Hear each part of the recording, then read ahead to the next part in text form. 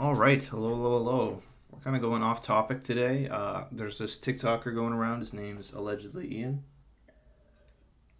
I think he's a pretty smart guy, but I don't know if his positions. I don't know if he has good positions, right? Because you can be smart and have a bad set of presuppositions to be working from, right? So, anyway, let's get into it. I'm going to see if I can actually refute a lot of his points. For a job Oh, one sec, guys.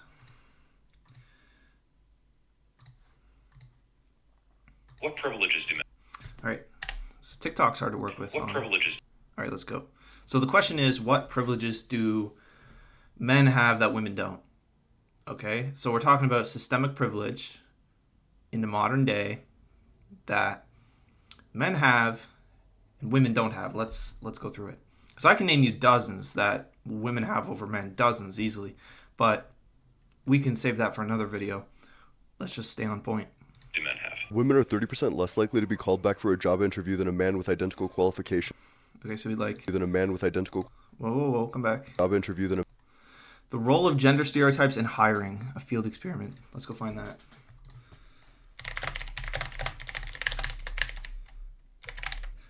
And all right, here's my quick counter hypothesis. So, could just be that it's women who are pregnant or are expecting pregnancy. And yeah, you're not allowed to discriminate on that legally, but just because something's legal or illegal doesn't make it right or wrong, or doesn't mean it's not discrimination. There's plenty of forms of legalized discrimination against men. So just because there's a law trying to ban this facet of existence doesn't mean that it's suddenly right just because there's a law in place. So my counter hypothesis would be that companies have a right to prioritize their own self-interest, and they are not obligated to subsidize women's life decisions. So if a woman decides to be pregnant and decides to get involved with children, a company is allowed to act accordingly and choose who they want to hire based on which one's going to have more availability to work and invest in the job, right? That seems like it should be a fair rule for any opportunity, and it's not just women, right? Because if a man was obsessed with something like golf and he played golf 8 hours a day, a company's going to be more tenacious to hire that kind of guy, right? So it has nothing to do with it being a woman. It has to do with companies looking for availability and then making informed decisions off of that, right? And it could be a man, could be a woman. Maybe a man wants to be a stay-at-home dad. A company could, discriminate against him because, well, you're going to be prioritizing the kids over the job, so it's smarter for us to invest in someone who's more available, right? And also, women choose to have kids, so really it's a consequence of women's decisions. It's a trade-off. It's just a facet of time constraints in reality. It's not discrimination so much as it is you have to choose whether you want to have children or invest 100% into your career, right? But anyway, let's go find this guy's study. Guaranteed it's blocked behind a paywall. Guaranteed it's not actually... It's just going to have the abstract, and I'm supposed to just take the abstract at its word. Gonzalez. 2019. Okay. Let's go find it, guys. All right, where is it? So Gonzalez. Where is it? Oh, it's right here. Da-na-na-na.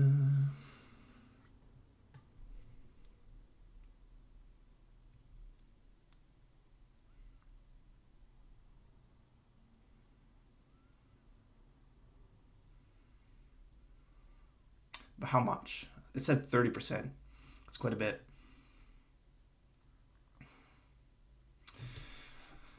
The gender discrimination hypothesis, gender bias in recruitment.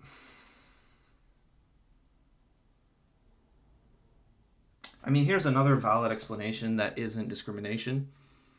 It could be that, now is this just based off resumes?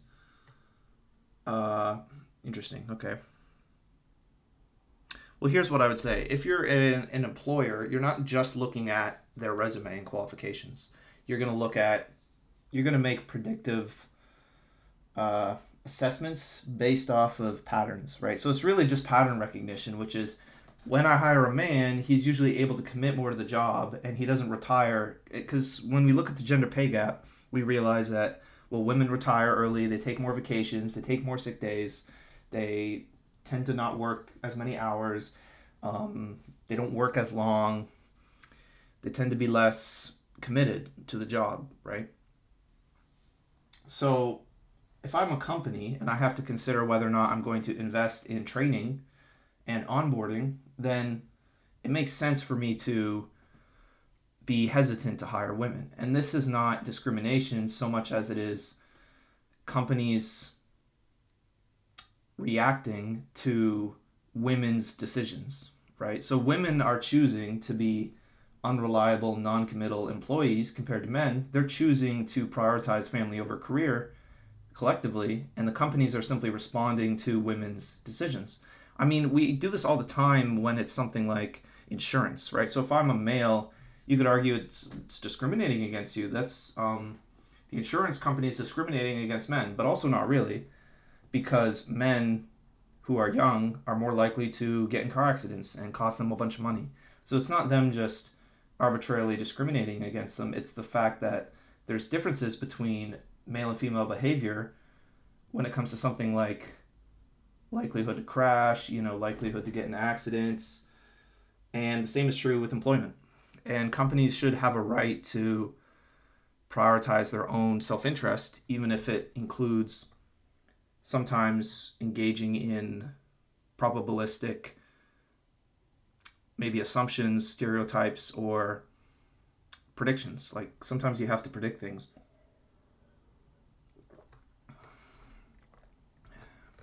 But anyway, let's go through the study, see if we can find anything.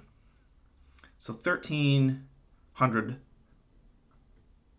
openings.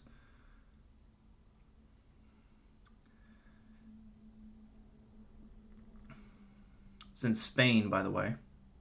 Okay, so it's Spain. I mean, that's another thing. Is like, which is Spain the same as America? Like, is Spain more patriarchal?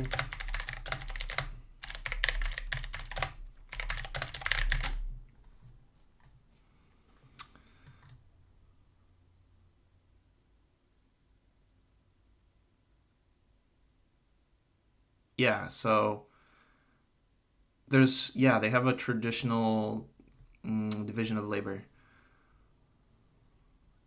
Right. So it's different because it's Spain, I would say. It's a different culture. My standard would be the West, because you could point out a bunch of third world, second world countries that don't have gender equality. If you have to go to Spain to find evidence, then to me that says something.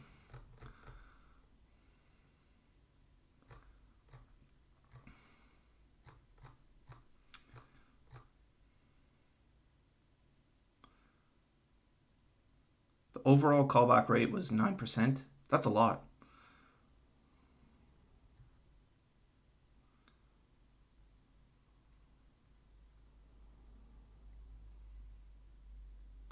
Called in larger numbers with lower qualifications.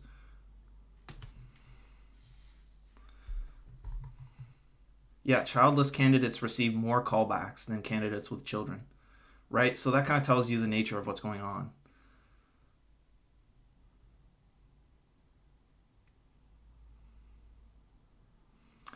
And it's men get a callback 10% of the time or 11%, and women get a callback 7 to 8% of the time. So your likelihood of failure is still like 90 something percent. It's like 89% versus 92%, right?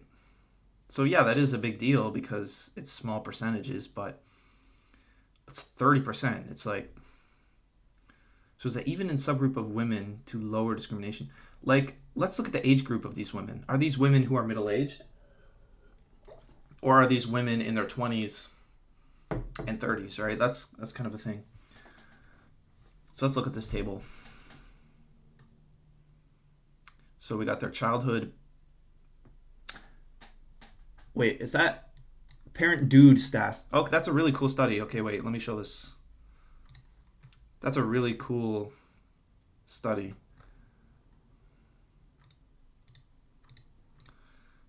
Where is it? Let's do window capture.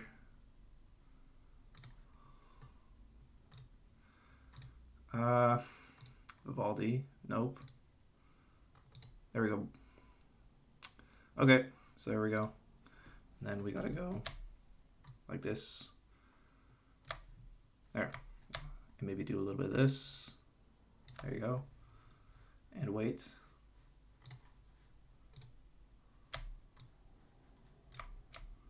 Do a little bit of this. There you go.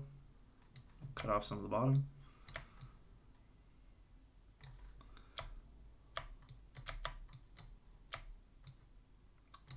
There we go. Okay, so here's what I noticed when I looked at this table, guys.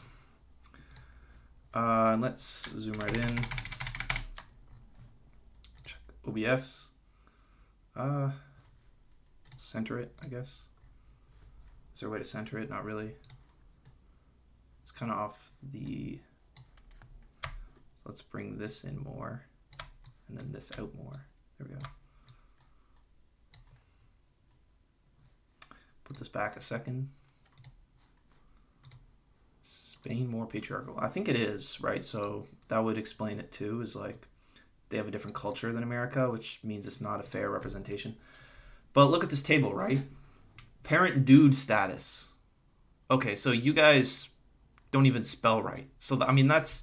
I'm not saying that disproves the entire study, right? But if you can't even spell... You didn't even spell check with a basic spell check on Google, your own study, I'm going to start questioning the legitimacy of the study, right? That definitely doesn't look good. But let's see what it says. It says childless, 664, and then what's with children, total. What's the F and the P again? I'm not sure.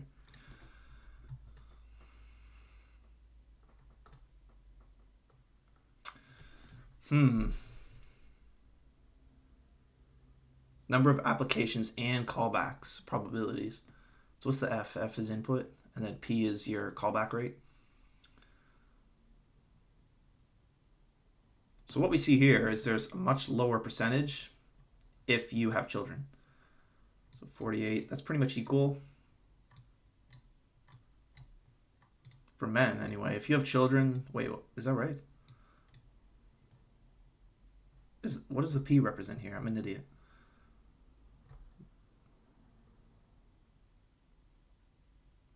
Callback rate was 9.3%. So yeah, this is the callback rate. That's what P is. Okay, and then F is the input, I guess, the number of people in there.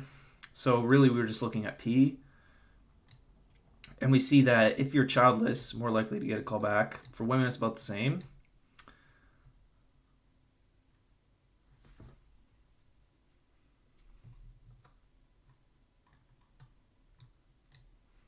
.1.36, but wait, with children, 0.126. Ooh. High skill level, childless, with children. That's a big drop. That's the biggest drop yet. That's like 0.05. Right? So what we really see in overall, so for men, it's 1.15, but it drops even for men. Right? It drops about the same percentage point overall, right? Which is, it's just, and yeah, so it's not even discriminating really against, like what we see through the study is that the nature of the discrimination has a lot to do with whether or not you have children. And women are choosing to have children, so that's not discrimination, that's women's choices, right? So multi-level logic of being called back for an interview based on, so female high skill, so female and then a coefficient, okay. So this is the variation, okay. So what's the most dramatic? says female right here, but wait. Not really, though.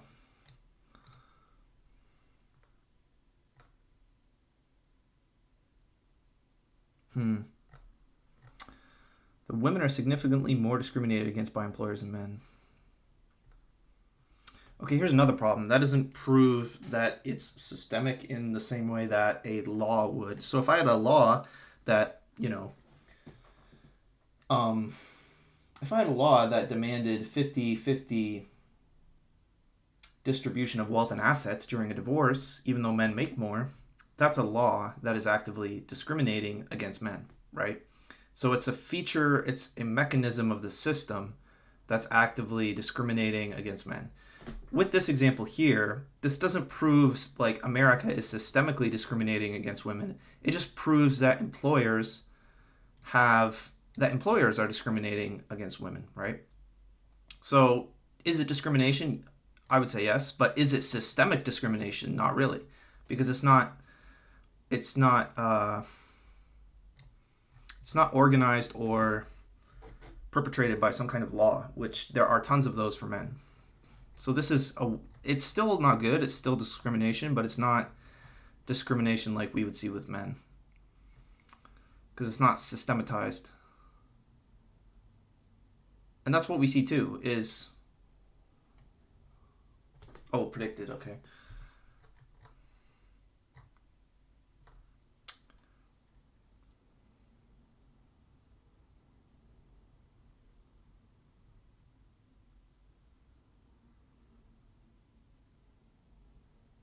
Right, so it's pretty easily explained as companies are going to prioritize men because men are more they're more suitable candidates for employment because they're less likely to be bogged down with kids, and they're more likely to commit and produce value for the company, right? Because companies have to consider onboarding costs, they have to consider training, right? It's also just a hassle for them to have high turnover rates. It's not good for the stability of a company. So they want people who are going to stick around for a long time and work a lot. So that's why they hire men more than women. So it's not really discrimination in the same way that it's a law. It's more like women choose to have kids, and because of women's choices, employers are reacting to women's choices. That's not discrimination in the same kind of way. Like, if there's a group of Amish people who insist that they have to drive horse and buggy to work for 3 hours every day, and they come in late half the time because, they're stuck in horse traffic, right, or something, I don't know, then me as an employer, I'm going to be like, yeah, maybe don't hire Amish people because they always come in late to work and they're unreliable because of their transportation, right? So is that like, it's actively systemically discriminating against Amish, or is it kind of like the way you would discriminate against someone if you were hiring for a fire department or police station, is they don't meet the necessary qualifications for that job, right? As a group. Right, and they're using predictive, so they're basing it off of a stereotype. But sometimes you have to engage in stereotypes, and if the stereotypes are true, then companies are just covering their own ass by using lived experience, right? So it'd be the same as if I was like, well, you can't do enough push-ups to actually qualify for your job, so I can't hire you, right? So I think the way this is framed is a mistake because it says women with the same qualifications. Well, a qualification of going to a job is that you're going to be committed to working there. So you may have the same qualifications on paper, you may have the same credentials, but there are other things that companies are looking at to see if you qualify for their position. Like, can you work 14 hours a day in the law office, or are you going to take maternity leave and invest a bunch of time in your kids and only show up half the time and retire early and not do overtime, right? So it's more complicated than that. So that's a bad example. All right, next example. man with identical qualifications. 35% of the United States thinks that women make worse political. That's funny. How does that prove systemic discrimination? That's a poll, right? That's not discrimination, because what are they doing with that information? That's people's opinions. People are entitled to have their own opinions, and maybe that's true.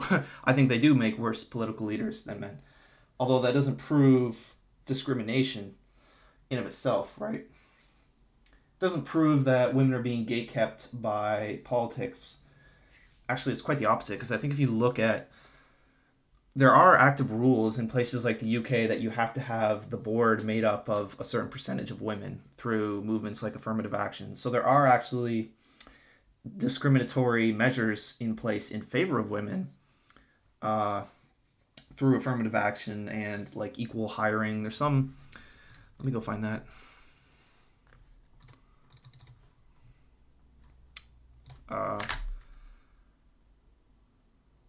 Forcing a certain percentage of a board to be women. Oh, that's right, gender quotas.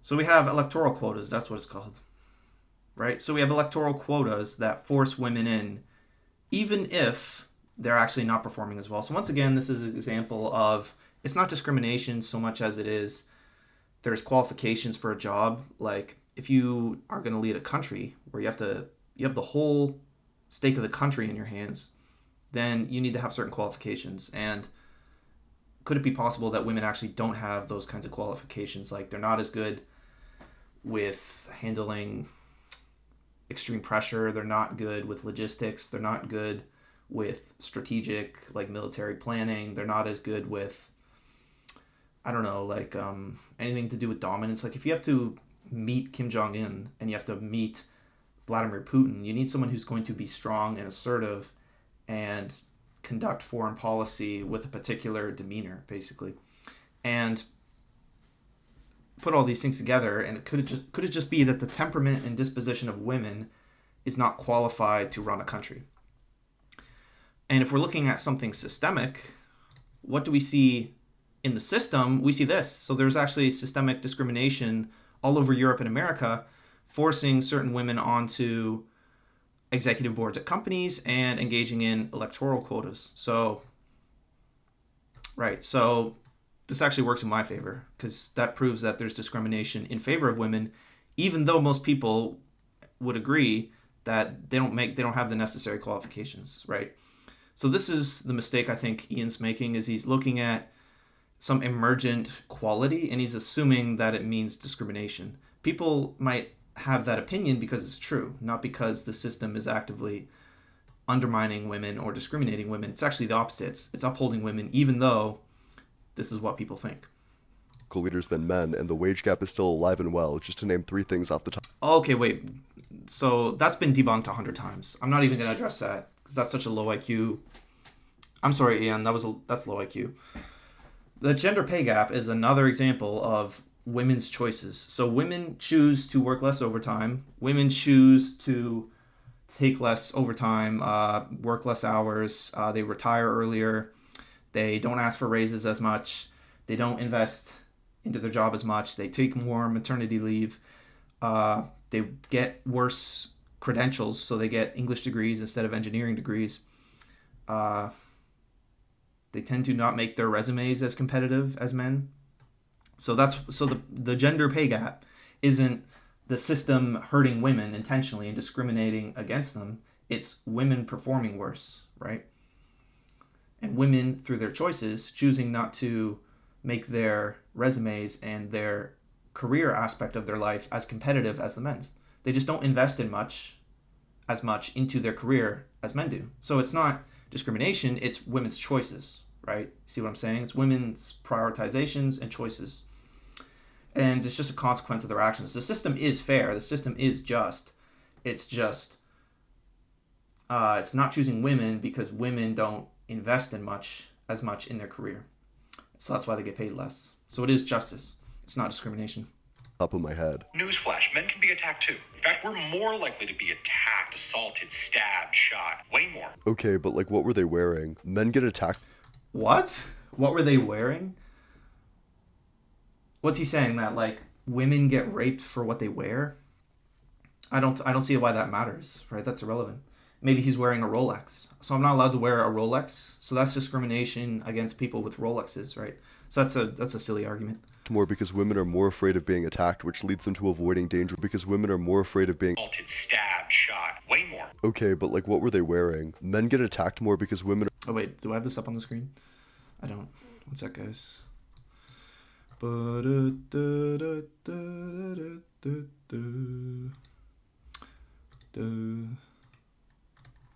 we go.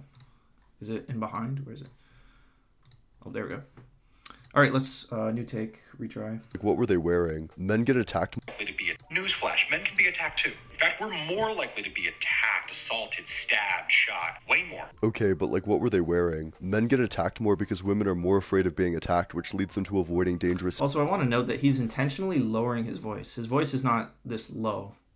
Like talking normally, his voice is actually quite shrill. So to me, that signals this guy is not an honest actor. He's kind of role playing to appear more credible, would be my guess. Situations, and to be clear, it's never a man's fault. Men get attacked more because women are more afraid of being attacked, which leads them to avoiding dangerous situations. That's speculation. He's saying men get attacked more because women are more afraid and therefore more careful. That's not really... Does he have a study for that? Attacked, which leads them... Gender differences in risk and perception and neutralizing fear of crime. Okay, 1997, bro, that's 30 years ago. You're citing a study from 30 years ago. And let's think about this. So his argument is that men getting stabbed more is not discrimination. It's because women are more careful to not get stabbed. Let's say I agreed with this. I would agree. Sure, that's the case.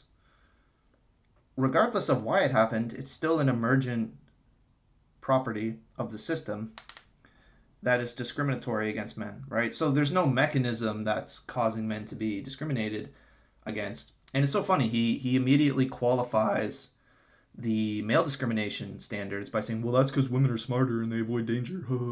But when we say, why do women get raped more?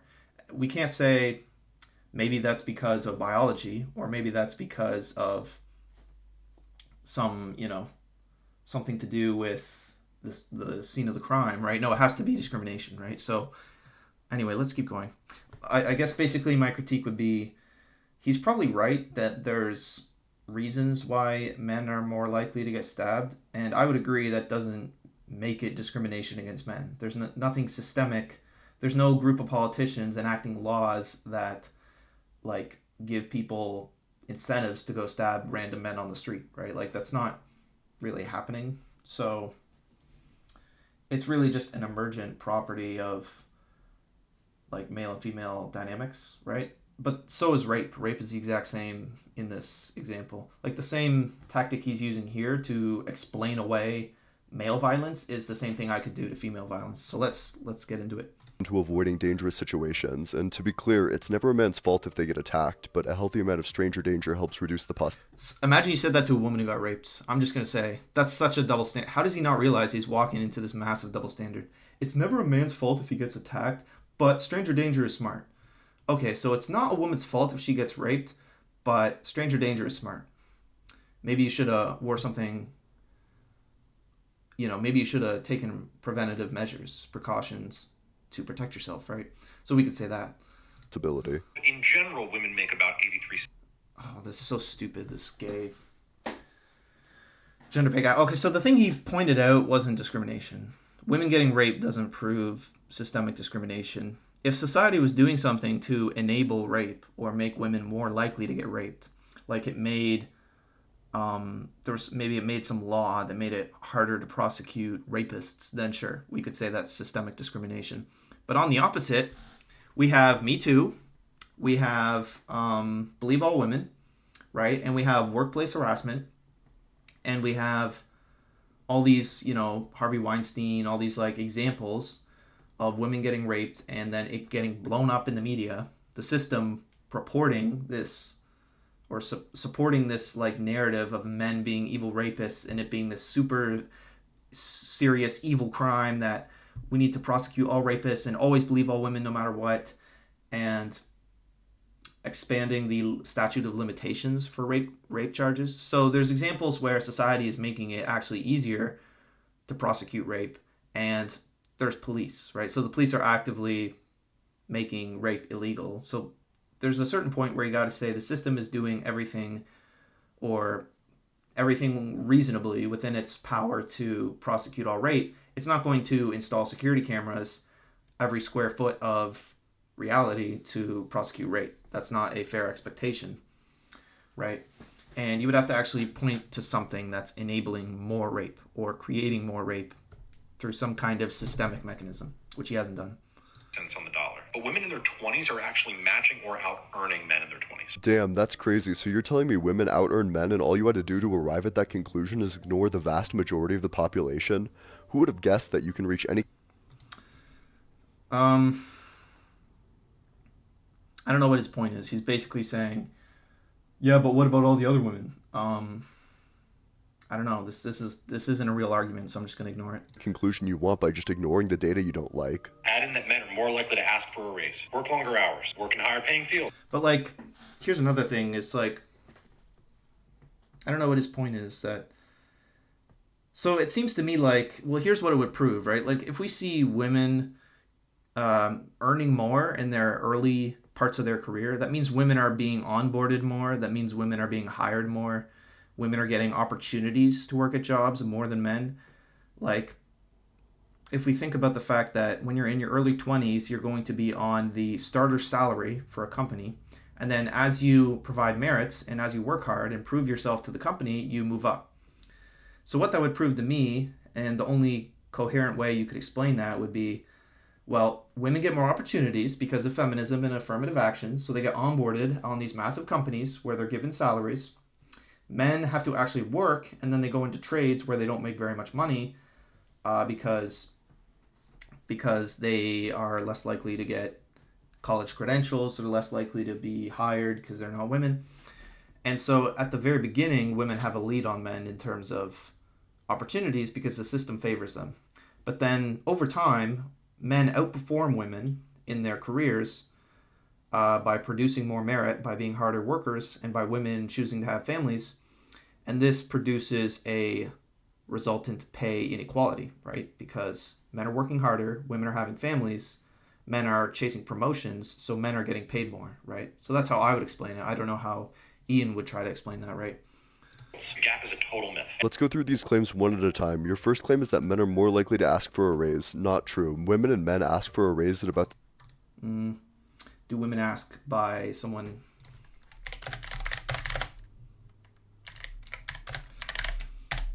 It's going to be like, do women ask? They do, but they're just more subtle about it. It's going to be something gay. Wait, what? No, in their 2018 study... Wait, women... let's find out. Also, I don't think... and I wouldn't use asking for a raise, right? Like, if we're thinking about what actually gets you more money, asking for a raise does not guarantee you a higher income, right? So even if it was the case that men and women ask for raises at kind of the same amount, I don't think the amount of money you get really relies on that particular variable very much. All right, let's find the study. Females typically earn less than men. This paper examines the idea that women don't ask. My guess is it's going to redefine asking for a raise such that it includes women, even though women are not asking for it as directly. That's my guess. It's going to change the definition of asking for a raise to include, like, implying it. And it's like, no, you have to actually ask for it. And it's going to be like, the modern society does not support women's... What is this fucking study, dude? Table 1, enterprise. So he just polled people.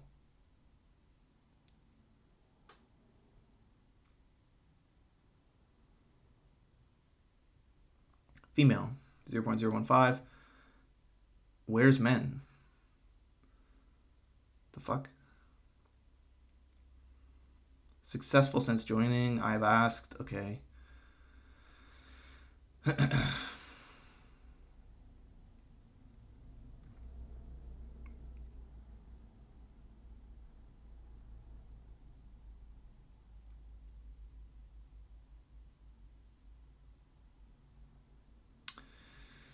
Hmm.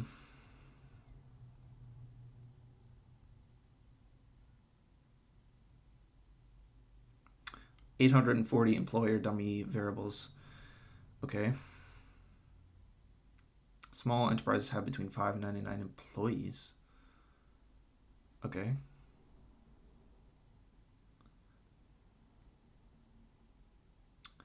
Okay. So wait, what? What's this? Let me put this together. I've been successful in negotiating since joining, and I've asked for a pay raise. Okay, well, asking for a pay raise is not the same thing as asking for multiple pay raises, right? And you would also have to qualify that. Also, it's self-reporting, so it's not guaranteed to be true. So I would say this, and it's only what? What's the sample size? Like 5,000, is it? Is it really 5,000? Abstract, that women do now ask. Look, they misspelled it again. Do now. It's, bro, these are not real studies. Like, this is the second basic spelling mistake I've seen already. Like, look. Let me think.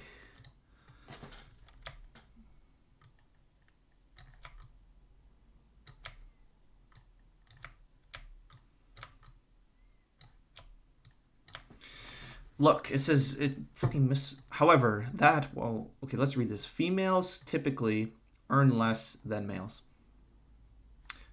The reasons are not fully understood. Okay, so what is this paper? This is must be an Indian guy who doesn't know how to write. This paper re-examines the idea that women don't ask, which potentially assigns part of the responsibility for the gender pay gap onto female behavior. Yes, correct. Such an account cannot readily be tested with standard data sets. Why not?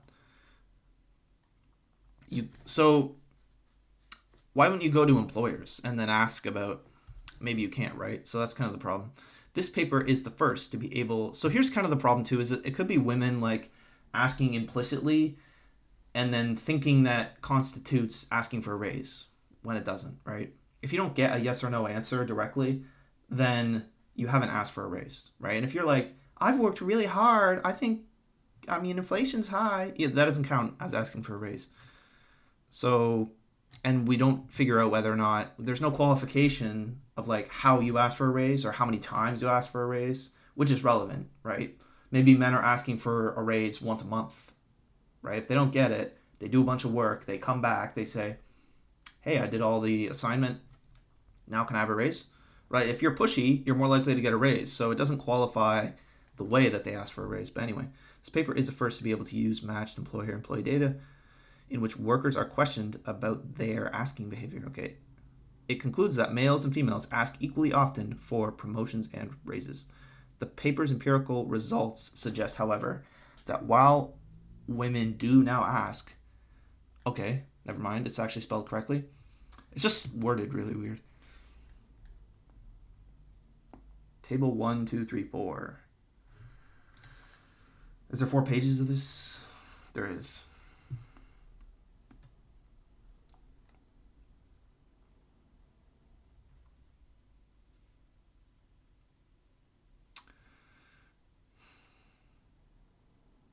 I've been successful in negotiating since joining, and I've asked for a pay raise.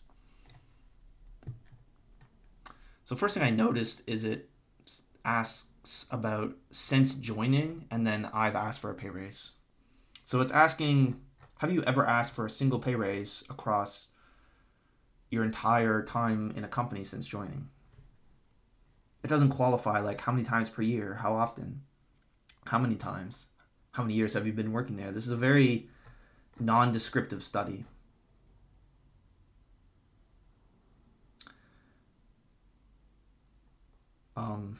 So this study doesn't really tell us enough.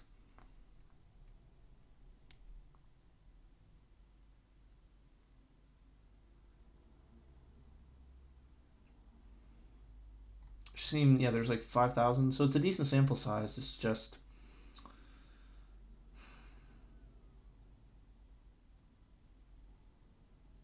I don't know. The table is not very descriptive.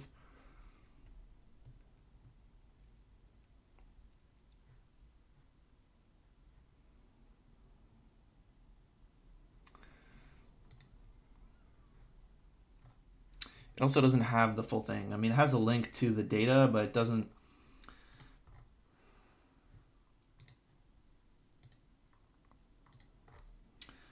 And okay, so even if it was the case that men and women are asking for raises and in the same way, which I doubt, but let's say it was the case, I would agree that that isn't going to really determine how much you earn. And it's funny they choose asking for a raise. They don't analyze any of the other factors, because all the other factors show that men and their behavior is what gets them the pay. They work longer hours. They work more overtime. They're less likely to take sick leave. They're more likely to get, if they have a college education, they're more likely to get competitive degrees. So, anyway. Where's the guy? All right, next.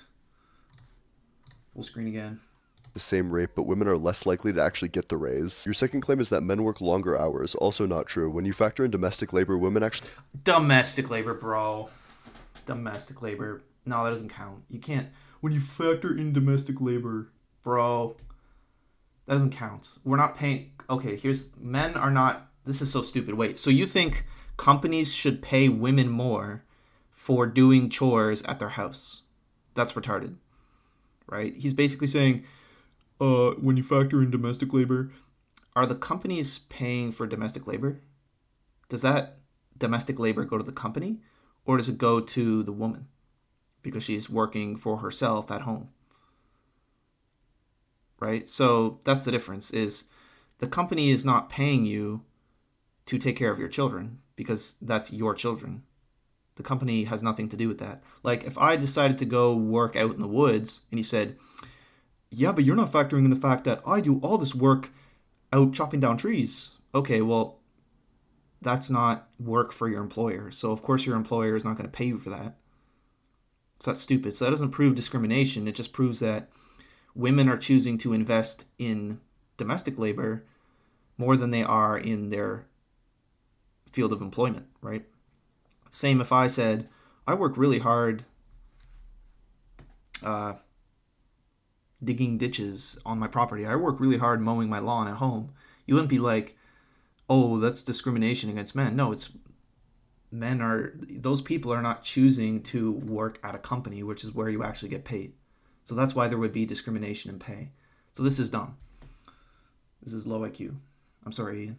Work more hours than men do. They just don't get paid for half of them. Yeah, because it's raising your own family, right? So I can invest in a hobby, and maybe that feels like hard work. I chop down trees. That doesn't get paid because it's not providing value to a company, right? That's how employment works. So if I invest in my own children, just like investing in a hobby or investing in charity or some random activity that's not related with my employer, I'm not going to get paid for that. That should be obvious.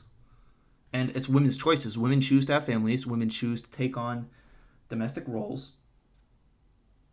We can't force women to be barefoot and naked and pregnant in the kitchen. Okay, we can't force that. So women are agreeing to do this.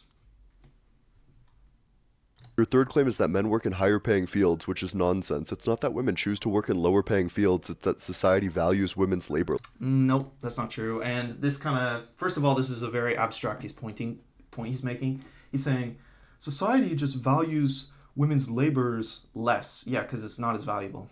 right? So this is a dumb point. Let me go back. work in higher paying fields, which is nonsense. It's not that women choose to work in lower paying fields, it's that society values. So it's a both and. So he's making a false either or. It's a both and. It's women choose to do less valuable labor, and society values that labor less, right? If women choose to work in hospitality, they're choosing lower paying fields, and society values that labor less because it's hospitality. But the implication from his argument or his framing is that society is just arbitrarily saying that hospitality is not as valuable. That's not true. It's not as valuable because it doesn't require a 4-year engineering degree. It doesn't require backbreaking, physical, dangerous labor. It doesn't require a honed craft or skill. That's why things like hospitality, or I would say even nursing, because nursing, I would argue nursing's pretty low skill, actually, but that's a different conversation. But those types of fields like childcare don't require advanced credentials. They don't require 10,000 hours of experience they're not a meticulous skill that, like building a chimney where you have to do it perfectly or else the chimney falls over and you get sued. Like, it's not as meticulous or demanding. So he's setting up a false either or, and he's trying to portray it like it's just society arbitrarily saying women's labor is less valuable out of discrimination, which he hasn't proved. He's just kind of implying that, society is just valuing women's stuff less because it hates women. No, it values women's stuff less because the women's stuff is not as demanding. It's not as valuable. It doesn't require advanced degrees. It doesn't require you to invest 10,000 hours learning a trade craftsman skill. It's not running a country. It's not fixing super dangerous power lines. So it's just not as valuable labor. Sorry, that's just how it is. But that's not discrimination. Use women's labor less. You can look at how computer science used to be a woman's field and paid really badly, but then as men started to join it more and more, it started. That's because of Silicon Valley tech boom. So that's not. Once again, he's just implying things. He's implying that, you see, men got into the field, and all of a sudden, because there's a bunch of men in it, now it's this super valuable field. That's discrimination. No, it's a confounding variable. It's that there was a Silicon Valley tech boom where there's this there's websites everywhere. There's a internet digital tech explosion. There's a lot of money in tech and like digital fields, right? So there's more money there now, and the markets, the digital markets, blew up, right? It's massive now. The whole world's online. So that's why. So he's just assuming and implying that it's because of discrimination or sexism. But, okay, Ian, the evidence isn't there to actually prove that point. You pointing to an event doesn't actually necessarily lead to the implication that you're trying to suggest.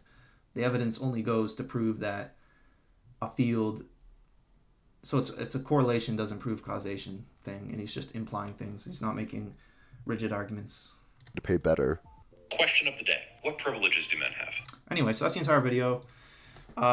Leave a comment if you disagree, if you want to debate or challenge me on any of these things. Leave a comment. I will read them. I try to be good faith. I try to go through things thoroughly. If you think any of my points were not very good, please let me know. And let me know what kind of content you guys want to see in the future. All right, take care, everyone.